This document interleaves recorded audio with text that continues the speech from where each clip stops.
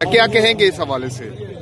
دیکھیں، خان صاحب کا اور ہمارا یہ تقاضا ہے اور یہ خان صاحب کا حق ہے کہ وہ ڈاکٹر جن پہ خان صاحب کو خود بھروسہ ہے، جو ان کے پرسنل معالج ہیں اور سالوں سے ہیں، دہائیوں سے ہیں، وہ خان صاحب کا معائنہ کریں۔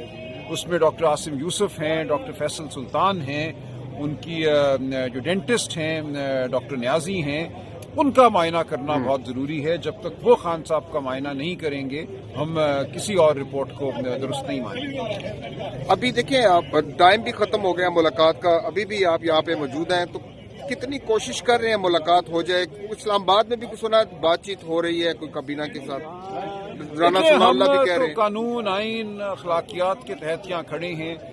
خان صاحب کی بہنوں کا حق ہے، خان صاحب کے وکلاء کا حق ہے کہ ان سے ملیں۔ قانون یہ اجازت دیتا ہے، عدالت کے فیصلے اجازت دیتے ہیں۔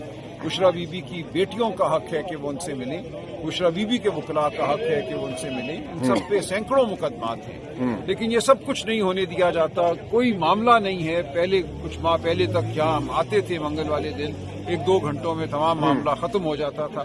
پھر انہوں نے یہاں بیریئر لگانا شروع کر دیے، یہاں زد و کوب ہوا، بہنوں پہ ہاتھ اٹھا، یہاں پولیس کھڑی ہے، پولیس وینز کھڑی ہیں۔ یہ سب کچھ کیوں ہے؟ مقصد اس کا صرف یہ ہے کہ معاشرے کو دہشت زدہ کیا جائے۔ تو یہ معاشرہ اب دہشت زدہ نہیں ہونے والا۔